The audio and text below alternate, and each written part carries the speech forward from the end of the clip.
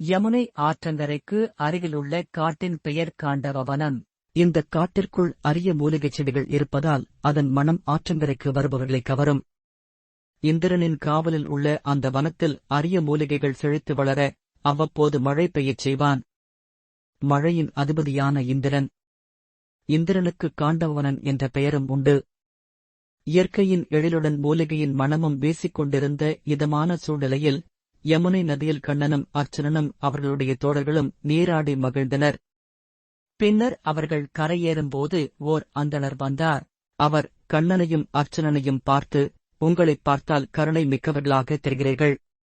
எனக்கு அதிக பசி. என் பசிக்கு உங்களால்தான் உதவ முடியும். இந்த வனத்தில் என் பசிப்பிணியை தீர்க்கும் மருந்து உள்ளது. நான் இந்த வனத்திற்குள் பிரவேசிக்க நீங்கள் உதவி செய்ய வேண்டுமென்று வேண்டினார். அந்த அந்தணரின் பேச்சு வித்தியாசமாக இருக்கவே கண்ணன் அந்த அந்தணரை உற்றுப் பார்த்தார். வந்திருப்பது அக்னி தேவன் எனக் கண்டு கொண்டார். அக்னிதேவனே, ஏன் இந்த வேடம்? நேரடியாகவே எங்களிடம் உங்கள் பசிப்பிணைக்கு உணவு கேட்கலாமே என்று கண்ணன் சொன்னதும் தன் வேடத்தைக் கலைத்தார் அக்னிதேவன். உலகில் வாழும் உயிர்களுக்கெல்லாம் படியளக்கும் பரமாத்மாவே, தங்களுக்குத் தெரியாதது ஒன்றுமில்லை.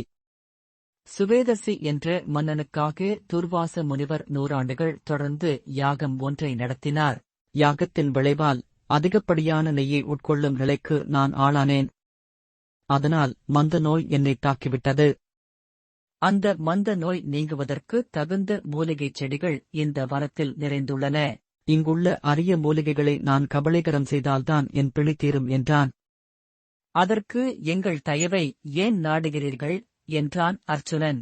நான் இந்த வனத்திற்குள் பிரவேசிக்க முயற்சிக்கும் பொழுதெல்லாம் இந்திரன் மழை பெய்ய மேகங்களுக்கு உத்தரவிட்டு என் தீநாக்குகளை அணைத்து என் முயற்சியை தடுத்துவிடுகிறான் என்றான். கண்ணன் அர்ச்சுனனைப் பார்த்து சிரித்தார். காண்டவ வனத்தை அழைத்தே அங்கே இந்திரபிரஸ்தம் கட்ட வேண்டுமென நினைத்துக் கொண்டிருந்தனர் பாண்டவர்கள். ஆனால் காண்டவ வனத்தை அழைப்பது எவ்வாறு என்று திகைத்த வேளையில் இது நடந்தது. கண்ணன் சிரிப்பின் பொருளை புரிந்து கொண்ட அர்ச்சுனன், அக்னிதேவனே, நாங்கள் உனக்கு உதவுகிறோம். ஆனால் ஒரு நிபந்தனை. இந்த உதவிக்கு உபகாரமாக வில்லும் அம்பாராத்துணியும் அம்புகளும் வேண்டும்.